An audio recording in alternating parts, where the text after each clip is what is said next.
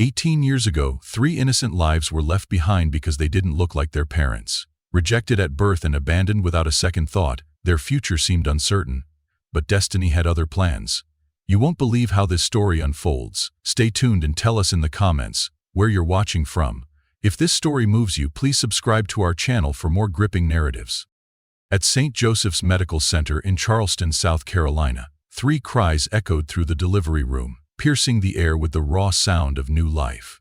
Triplets, a boy and 2 girls, entered the world, their tiny faces full of innocence, their skin a rich dark brown that gleamed under the fluorescent lights. The nurses smiled, wrapping them in soft blankets ready to place them into their parents' waiting arms. But the joy evaporated the moment Thomas and Elizabeth Warren saw them. Elizabeth's breath caught in her throat, her eyes wide with shock. She looked to her husband, searching for comfort but found only cold disbelief. Thomas stood rigid, his face pale, his fists clenched. He didn't move closer. He didn't speak. His silence filled the room, heavy and suffocating. "They're beautiful," a nurse whispered, trying to ease the tension, but the words fell flat. Elizabeth's shoulders sagged, her body trembling as she looked at the babies again. Their skin, so much darker than hers or Thomas's, seemed to mock her, shattering everything she thought she knew. She reached out, her fingers hesitating, then pulled back, her heart twisting painfully. Thomas's voice cut through the air, cold and final. "We need time to think." His words were sharp, leaving no room for argument. He turned and walked out, his footsteps echoing down the hallway. Elizabeth watched him leave, her chest tightening, her world collapsing. She didn't follow, she couldn't. Her feet felt rooted to the floor, her mind numb with disbelief. The nurses exchanged worried glances. They tried to place the babies in Elizabeth's arms, but she shook her head, her eyes distant and empty. I just need a moment," she whispered before turning away, her shoulders hunched in defeat.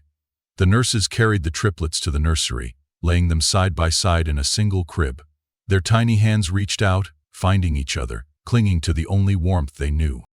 But no one came to hold them. No one whispered promises of love or comfort. They were alone. That night, Thomas and Elizabeth made their decision. They refused to see the babies again. They signed away their parental rights, their names scrawled hastily across documents that felt cold and final. "It's impossible," Thomas muttered, his jaw clenched, his eyes fixed on the floor. "They can't be ours." His denial was fierce, unyielding, a shield against the truth he could not face. Elizabeth's heart shattered as she wrote her name, tears blurring her vision. She wanted to scream, to demand answers, to understand how this could be happening, but her voice was gone, swallowed by fear and shame. She set the pen down and walked away, her body hollow, her soul heavy. She did not look back. Neither did Thomas. The hospital staff watched them leave, whispers rippling through the halls. Some spoke of hidden genetics, ancient ancestry that had resurfaced unexpectedly. Others murmured about fear and shame, about a man who could not accept children who did not reflect his image. But no one truly understood. No one could. The triplets were left behind, nameless and alone, their cries echoing through the nursery. Nurses took turns holding them, whispering soft lullabies, trying to fill the void left by parents who could not stay. But they knew it wasn't enough. Love from strangers could not heal the wound of abandonment. Days passed, and the story spread through the hospital, whispered with pity and disbelief. 3 infants, perfect and innocent, cast aside because they didn't look like the parents who made them. There was quiet concern about their future. Who would take in 3 babies at once, especially with the scandalous story already attached to their names? Would they be separated, their bond broken before they even knew the world? For now, the triplets lay together, their tiny fingers entwined, their breath synchronized. They had no names, no identity beyond each other. But they were not broken. Not yet. Their journey was only beginning, and the world was about to show them that love could come from the most unexpected places. In Somerville, news traveled fast, and whispers about 3 abandoned babies reached David and Naomi Turner quickly. 3 infants left behind, not because of illness or poverty, but because they didn't look like their parents. It seemed cruel, unfair, but it was real. Naomi's heart sank as she heard the story. David saw the pain in her eyes, the familiar ache that had haunted them for years.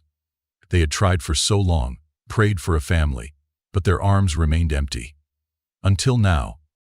"They need us," Naomi said, her voice trembling. David knew then that they would go, that they would see the babies, that their lives were about to change. They arrived at St. Joseph's Medical Center, nervous but resolute. A nurse led them to the nursery, her expression soft with hope. "They've been together since birth," she explained. "They only sleep when they're touching. It's like they already know they need each other." David and Naomi stood over the crib, looking down at 3 tiny faces, peaceful and perfect. A boy and 2 girls, their dark eyes closed, their fingers curled around each other's hands. Naomi's heart swelled, tears pricking her eyes. She reached out, her fingers trembling as she touched the boy's soft cheek. "Caleb," she whispered. The name felt right, like it was always meant for him. David's voice was rough with emotion as he looked at the first girl, her tiny lips curved in a gentle sigh. "Chloe," he murmured, his heart tightening. The third lay close, her face serene, her body pressed against her sister's. "Nia," Naomi whispered, her voice breaking. "Our little Nia." 3 names, 3 souls who needed them. David felt his chest tighten, his decision solidifying. "All 3, he said, his voice firm. "They stay together. We're their family now." Naomi nodded, her tears falling silently. "Yes, all 3. Within weeks the adoption was finalized. They brought the triplets home to Somerville, knowing their lives would never be the same.